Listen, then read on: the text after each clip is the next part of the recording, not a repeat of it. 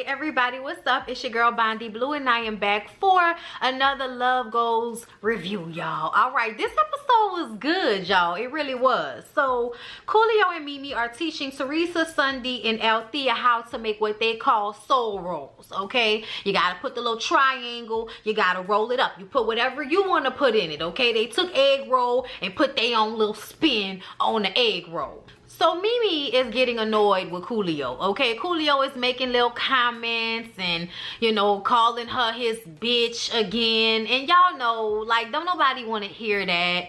That's just so disrespectful. I know he thinks that it's cute, but it's disrespectful. Mimi is an adult. Mimi is not a 20-something-year-old woman who is just so excited to have the likes of Coolio, a grown man with two little bitty ponytails hanging out the top of his head, okay? He done went through the highways and byways to make sure that you see those two little bitty thin ass ponytails coming out of his head. But he cannot seem to muster the sympathy or empathy to act right for his woman, because in his eyes, if he does anything other than act like an asshole when he feels like it, that means he's changing himself. And he doesn't want to have to change himself for Mimi. I said, ain't this about a man? Even though you can tell that at every turn, Mimi is having to change herself. She's having to change how she acts in order to make Coolio happy, okay? So I'm just looking at Coolio like, you are about to work on my nerves and Mimi's as well, okay? Because this is just ridiculous, Coolio, okay? You're an ass.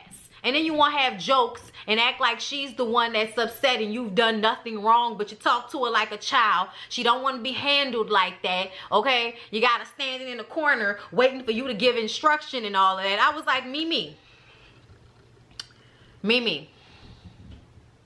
girl, I don't know who gonna get tired first, okay? But I feel like it's gonna be me, okay? Like, Lord have mercy. Yeah, he was just working on my nerves. So then they have expressive therapy. You guys, I was so excited because I want to do something like this. I want to go somewhere and I want to break shit. I mean, I want to like go in. Like, I want to give it everything that I got, okay? I want to play Why Won't You Die in my earbuds from the Queen of the Damn soundtrack, okay? Why won't you die? Your blood and mine will be fine. Then your body will be mine. Okay, you get it? Okay.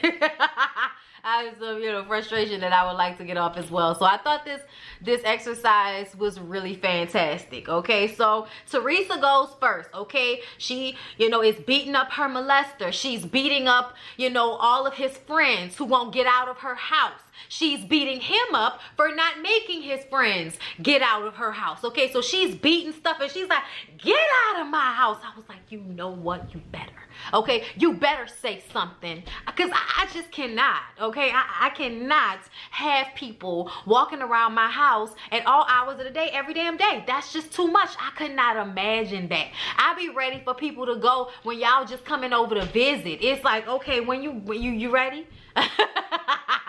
Not with everybody, but I'm just saying, overall, there's a time limit on your stay in my domain, okay? If you don't pay bills here, okay? That's just how it goes. And then the fact that it's like all grown men, yeah, no, all of y'all need to go live somewhere else. Y'all need to get y'all own damn lives. Y'all need to find y'all some men or some women, whatever you're into, okay? And figure your own shit out, but get up out of my house, okay? Like, that would be my message for everybody once this therapy shit is over, okay? So yeah, Breon, he goes, he's mad at his daddy. Spin goes, she's mad at Salt and Pepper and anybody else that ain't ever played her like a soybean burger bitch, okay? All y'all can get it, all right?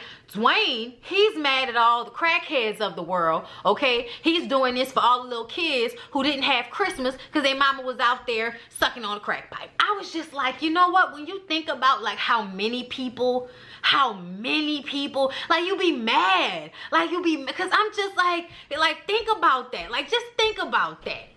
I'm gonna choose this drug that has me looking crazy. Like, in so many ways. Like, I look crazy right now, okay? And all I care about is this drug. I don't care about my little baby over there. Like, I know people and I just don't, Like, I get it, but I don't. I'm not judging, but I'm just saying personally. I ain't got no kids now because I wasn't gonna have them and neglect them. Okay, not to say that I would have, but I just, in my mind, I needed to be ready. So when I see people like Dwayne, you know what I'm saying, like still got all this bent up anger and shit because they got a parent that chose something else over them, I get mad too. You know what I'm saying? Like, how dare you? You know what I'm saying? How dare you not be there for them damn kids? Oh Lord, make me mad. They have Christmas. Oh Lord. Okay, so Althea goes next and she beat her damn mask off. I was just like, get it, Althea. Get it, Titi. Titi was beating up Benzino basically because she feels like Benzino has caused a lot of her family members and friends to ostracize themselves from her because they don't want to deal with Benzino and his foolishness. And I'm not surprised. We've seen how Benzino acts. Child, he was so quiet this episode. I was like, did I miss something? Did they send him home? And then I saw him when they had everybody sitting down waiting to beat shit up. I saw him. I was like, oh, there you go. Then Coolio comes up next and he beats the hell out of the LAPD. Okay, he also beats up the prison system as a whole. I said, you know what? I can agree with that. But that does seem like, is that your personal shit? Or is that just the overall, I'm a black man and I've been in jail, so, you know, for the people type thing? Because I feel like that was just another time when he was just skimming the surface and not going as deep as he could have. But you know, when he did get in his damn feelings, when Mimi got up there and psychologically beat the hell out of him, okay, by beating the hell out of all of that glass, okay? But we gonna get to her because I don't want to skip Q, okay? So Q beats up Salt and Pepper because of how they treated Spin, okay? Don't treat my woman like that. I said, oh, okay. Sunday beats up her molester, okay? The woman who used to look at herself in a mirror before she would go and molest a child. I swear, for God, give me the creeps, okay? She stopped. She had to stop because she broke down crying. And y'all, the way she was beating stuff up when she got to that cry and that mask was off and she just threw the bat down and Spirit comes over to her to hug her, I was like, I felt that shit. I felt that shit. Y'all, I really hope that this is what it looks like. Because from what I'm looking at, y'all, this has been so beneficial for Sunday. Like, I am rooting for Sunday. And when Sunday was on Basketball Wives, I was so glad she got punched in the face. But see, right here, in this setting, I am rooting for her and Breon.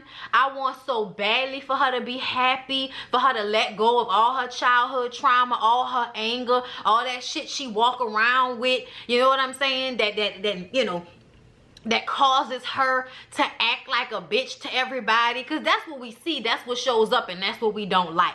But deep down, we all know behind every fucked up individual is some traumatic ass story that will explain it all, okay? And if they would just, you know, get whatever therapy or whatever they need for that, they could be a better person. But you have to take heed, and Sunday is one of those people that was given that opportunity and didn't take heed. We gonna get to that, okay? But she started beating shit up all over again, okay? She had to calm down, regather, and then she beat stuff up some more. I was like, get it out, Sunday. Get it all out, sis. Okay? I'm here for her.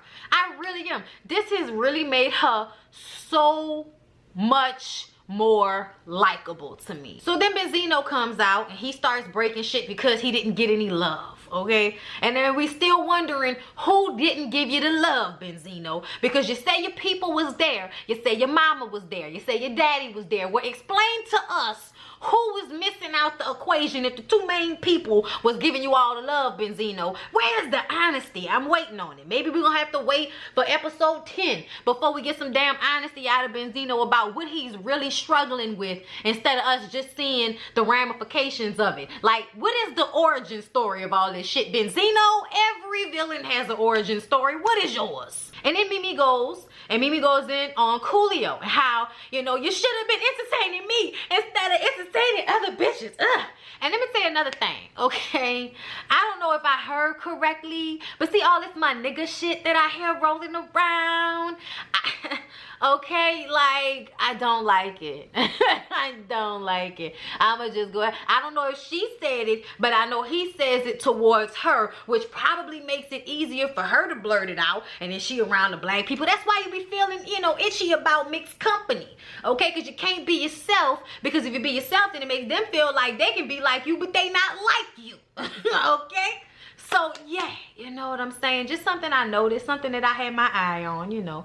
But besides that, Mimi really needed to get it out. And she's still composed for somebody that's trembling and getting all this emotion out about how she feels about Coolio and his mistreatment of her. And it's this condescension, you know, that goes along with it. And we see that later. We're going to get to that because he was really bothered. And Spirit had to come and talk to him and get him to understand that you need to be there for Mimi. You can't be in your feelings right now because she's going through what she's going through based off of y'all lives together. So he was holding her hand, but he wasn't really like looking at her, and he's still sitting there with this same childish, you know, posture. I was just over Coolio at this point. Okay, so Spirit introduces Benzino to a man that can help him manage his stress through, you know, physical things like, you know, karate and, you know, all kind of things like that. But the main thing is breathing, because what happens when we get upset is we stop breathing.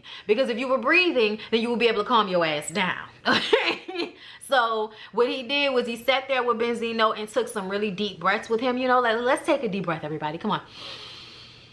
In. Not in the chest, not in the chest. Okay, diaphragm. That was one of the things he said. So let's do it again. Come on.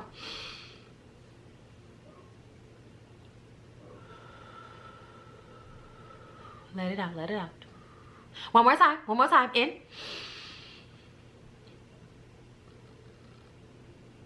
And out.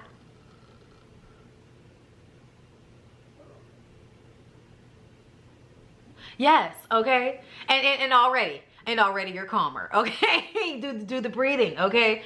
So he talked to Benzino about that. Benzino was greatly affected. He felt like the man was being very sincere. You know, it just, he got something from it. And the man just basically told him, whenever you start to feel so much anger that you're getting out of control of yourself and you start to feel it in your body all physically, just take some deep breaths. And y'all, I'm gonna tell you something. Benzino said something and I was like, no, Benzino. He thinks that everybody sees him in one way, as this monster or as this bad guy. And it's like, no, Benzino, that's not it. We think your ass is crazy, but we don't think you're a bad guy. It's like, no, Benzino, we don't think you're a bad guy, okay? We don't really see you as a villain. We just see you as somebody who has a lot of emotional issues that he needs to work through, like a lot of other black men, okay? You just need to work on some things, but that doesn't mean that you're this bad person. But it does mean that you can be a bad person in somebody else's life, because you come into the room and you take up all of the space and all of the energy and all of the air and you turn it into something negative, and you take everybody, I'm gonna take it from Sunday's mama, emotionally or mentally hostage while you have to, you know, go through your shit, which is your temper tantrum. So yeah, there are some things that you need to work on so you can be a better person for yourself, for your son, and for your baby mama, and anybody else that comes into your life. You need to work on things because you already came into the situation fucked up. Okay, just like Althea came into the situation fucked up. Okay, sorry, but y'all did. Like, it, you know, she didn't know that she was being molested out here. She just thought she had older boyfriends. Okay, she didn't even know that. All right, she might still be in some type of, you know, mirage about what that situation is, because a lot of women don't look at their relationships like that in a negative way until they have daughters of their own, and they look at their own 15, 14, 13-year-old daughters and feel like there's no damn way some grown-ass man is coming pick up my child from my house. Okay, like, she has a son, she has a young child. I don't think she's been through that in her mind yet. You know, and I noticed that about her when they had that conversation. But when I look at Benzino, I don't see this terrible person that he thinks we see. You just need to work on your shit and really work on it. And it's not always just about the physical, because I feel like the more muscles you niggas get, the less neck you get, okay? Oh Lord, I'm so sad looking at Ryan Henry. Like, every time, like, Nigga, if you don't stop growing, like, geez Louise, he just keeps growing and growing and growing. Oh. So y'all, I was so glad. I was so happy when Spirit and Coolio had a one-on-one session, because she sat down and talked to him about how he comes off and about Mimi's issues with him. He's always trying to put the blame on her, or she's just upset, or she's just mad, or she's just acting like that, but I didn't do her nothing. And the analogy that Spirit gave was so good. She gave this analogy because she said that Coolio used to be a firefighter. I said, oh yeah, I did not know that. Okay, but they teach you how to save people from drowning. And the best way to do that is to throw them something. So instead of jumping in with the person and, you know, having them drown you, you throw them a lifesaver. And she used that to explain the way he handles his relationship with Mimi. Instead of getting down there with her and dealing with whatever the issue is, baby, what's wrong, how you feeling, I'm sorry, I shouldn't have did this, whatever, there's no self-reflection in the way he treats her. Everything is, she wants me to be a person that I am not, and I am not willing to change myself for her. That's all he keeps saying. And Spirit is trying to get him to understand, is she really asking you to change yourself? Is that really what she's doing? And he describes it as somebody working a 9 to 5. If Mimi wanted to be with somebody who worked a 9 to 5, she would be with somebody who works a 9 to 5, Coolio. That is not the problem. You being a rapper, you partying, that is not the problem. It's about how much you party, and when you should be putting attention and effort into your relationship, but you putting it into whatever scallywag, you know, that wants to mess with you out there in these streets, okay? So what you don't understand is, instead of realizing that your ass is too old to lose a woman, because Lord knows, yeah, y'all really think that women be running to be with y'all, but the older y'all get, the less likely that is, especially if you ain't sitting on a stockpile of money, okay? And y'all act like y'all don't want women who want y'all for just y'all money anyway, okay? You want them to love them two little ponytails, Coolio. Then what I'm gonna need for you to do is stop acting like an asshole and assuming that just because she wants to be respected in y'all relationship, that means she wants you to be a totally different person. How about you don't talk to me like I'm a child? How about you don't address me as your bitch, like I'm less than you? And then the thing that was really rocking my brain is the way Spirit had to explain to him that you're telling me that you know Mimi more than Mimi knows herself, and that is an issue because Mimi is a grown-ass woman. He's sitting up there talking about, you know, I know it's something that's not right, and I just don't think it's fixable. Well, if you don't think y'all relationship is fixable, what the hell are you doing here, Coolio? That don't make no damn sense. He keeps saying that he's not what she wants, and it just sounds like he's trying to sabotage his relationship. And Spirit says, do you understand that Mimi just said to us, her issue is that you think you know what she's going to say, so you don't listen to what she has to say. So you have no idea how your woman feels because you don't shut up long enough to listen to her. That is a problem, because if she treated you the way you treat her, it would be an issue. It would be her not treating you the way you want to be treated, but you do the same thing to her, and for some reason it's her trying to make you change who you are. It's just a way, it's a cop-out for you not to have to take responsibility for who you are in y'all relationship, which is a selfish ass person who doesn't feel like they have to do anything to make the other person feel better. A part of relationships is sometimes doing what makes you uncomfortable to make your partner comfortable, to make them happy. Like, that is sometimes what you have to do. You're not giving up any sense of self-respect because you're willing to do something that makes you feel a little bit uncomfortable, but for the sake of your spouse. And we're not talking about sleeping with people, okay? Because I know somebody in the comments, well, my old man wanted me to sleep with his best friend for our relationship. That is called pimping. That is not what we're talking about here. That is not what we're talking about, okay? And child, if you look at Mimi and Coolio's relationship, it makes you wonder what the dynamics are really. You know what I'm saying? You know, kind of a pimp hole type of mentality. I don't know if she sees it that way, but I feel like he sees it that way, which is why she has to treat him a certain way, but he can treat her any old kind of way. You know, child, y'all better send Coolio on the way from me with this, okay? That's all I know. But yeah, y'all, moving on. So Sunday's mom comes in to talk to Spirit, and she talks to Spirit on her own first. and they discussed Sunday, you know, becoming rebellious at like 14 years old. It was almost like she had a whole different child. And the mom gets really emotional about when she talks about Sunday saying to her, I don't understand how you didn't see it, how you didn't know it. Sunday said before, she feels like because her mom has a degree in psychology that she should have been able to see the signs.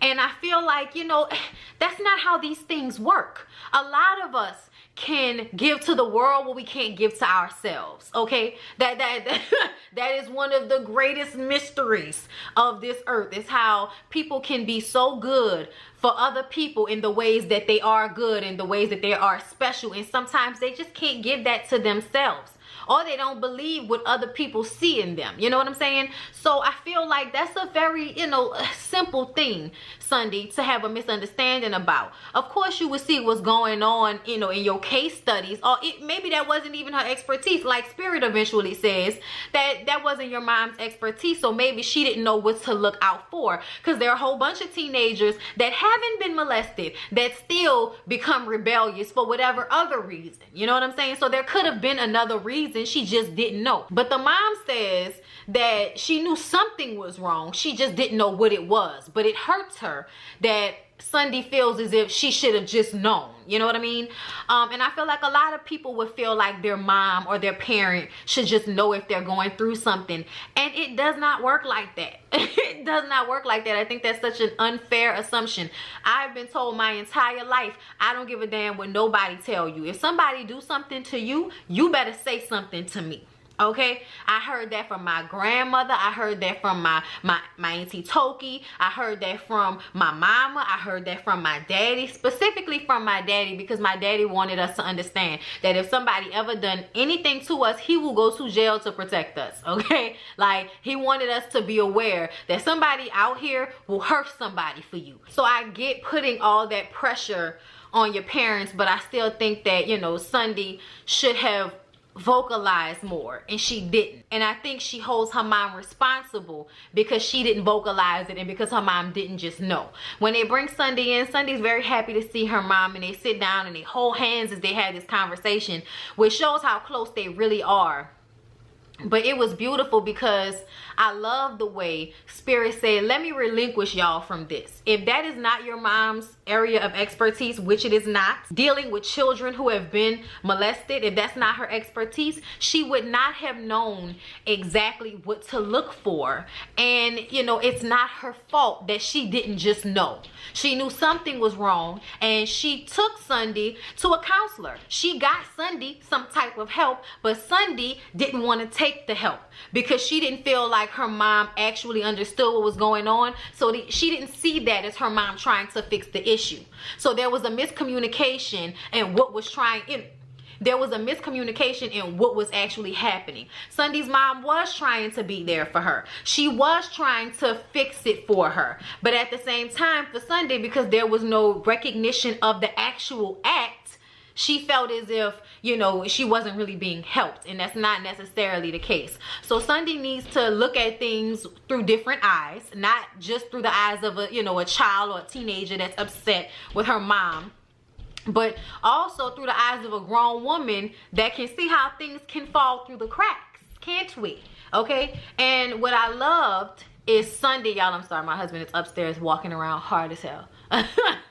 What I loved that Sunday said to her mom was that she was so terrible to her, and she realizes how terrible she was to her, and she's so sorry because she, you know, she was really being a terrible person to her mom. And I'm glad she said that, because I know what that looks like. I know what it looks like for your mom to try to do everything they can to help you, to be there for you, but because you're going through your own shit that they can't help you with, because it's your shit, they can only do so much. At some point, you have to take physical responsibility for the way you carry your burdens. So I'm glad that Sunday is finally in this place. You know what I'm saying? And I'm glad that Breon is there to facilitate that. He cares about her. He loves her. Breon actually went to Dwayne, and then Teresa came into their conversation and talked to them about solidifying the relationship, about making things clear, because he loves Sunday. He gets butterflies and he's happy to be around her. There's just something about her that makes him so happy, and he doesn't want to let that go. Y'all, when he was talking about how he feels about her, I was just like, I don't know why there's any doubt in his mind. I think as soon as he tells her that he wants it to just be the two of them, Sunday is gonna be like, well, about fucking time. Like, that's what she wants from him. But she also can't come across like the type of woman that is going to beg him for that. He has to want that for them. He has to want it first, you know, in order for her to be like, yeah, I want that too. That's just the type of woman that she is. And I do understand why she is that way. You get hurt so many times, people take advantage. You need to see the action first. You know what I'm saying? So I get it. But yeah, y'all, I am really rooting for Sunday, and I hope that she and Breon can work everything out and they can end up together, because like their relationship and her willing to come here and change herself for him and vice versa shows that their relationship is probably deeper than either one of them are comfortable with saying at this point. Like, Breon is really on a cusp. Homeboy say he ready, okay? So yeah, y'all, it was really good, this episode. I know not a lot of people watch this show, but they should, because it's good. It's good. I'm here for it. All right, y'all, I'll see y'all in the next one. Please don't forget to like, comment, and subscribe to my channel if you have not already. I love y'all. I'll see y'all in the next one.